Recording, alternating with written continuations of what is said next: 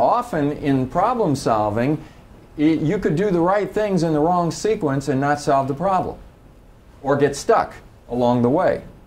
So problem solving to a great degree is about timing and sequence and so forth. So on that same page you have a maze that looks like this, okay? And down at the bottom we've got all these open places, but right in the center here what I want you to do is to just take your pen and draw a solid line right across here where the circle is. Okay?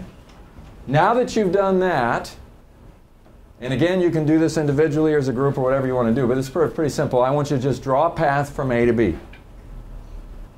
And then when you're done, raise your hand.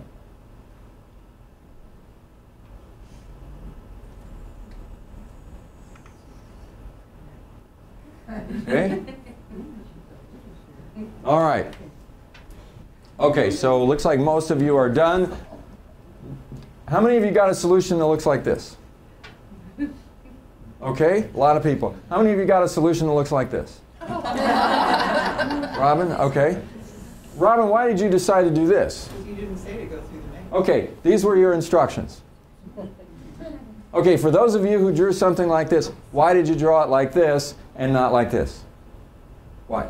Experience with mazes. Experience with mazes, okay, because when you were young and so forth, they would give you this and it was understood that you had to move on the white spaces. Now let me ask you a question. Is the black ink so high that your pen won't go over it? No. Okay. So you're making an assumption that what you knew about situations in the past applied to this, in spite of the fact that all I said was draw a path from A to B.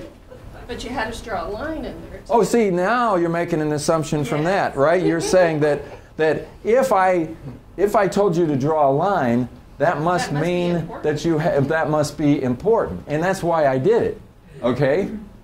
I did it to see if you would make an assumption that because I said this was important, that meant the whole thing had to be followed in a certain way. But in spite of the fact that I told you to draw a line, these were your instructions.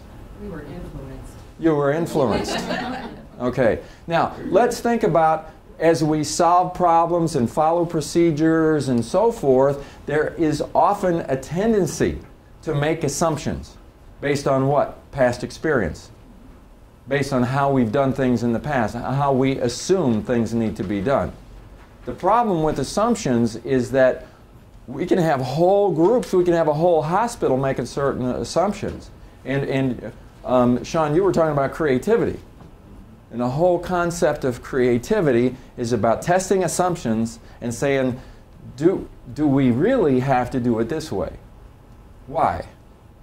And we start asking questions. Now, I think that sometimes when you ask a question about an assumption, you come back and you say, no, we really do have to do that. But sometimes we don't ask. And in coaching, assumptions are made about people. In conversations and communications, assumptions are made about people. Are they the correct assumptions? I don't know. Part of communication is testing your assumption as you're communicating. In fact, everything we do is about testing assumptions. And we got to be careful about how we communicate, because if we're not testing assumptions, we may go too far with somebody and influence them in the wrong way. And certainly in solving problems, when you have a problem that you're faced with, if you want to be creative in your problem solving, we've got to think about assumptions, because if we just kind of look at even what this looks like, this to me looks like a more efficient way to get from A to B than this does. And sometimes when we are strapped for resources, we find ourselves spending way too much time on something, and there's an easier, more efficient way, but we're not creative enough to think of how to do that because we've always done things a certain way. And as leaders, you know, it's really up to the leader to, if you have a group of people and they're doing it this way, and you see a better way, it's up to the leader to point out the better way. And people will object. They say, oh, you can't do that, you're crossing black lines. I say, well, that's okay.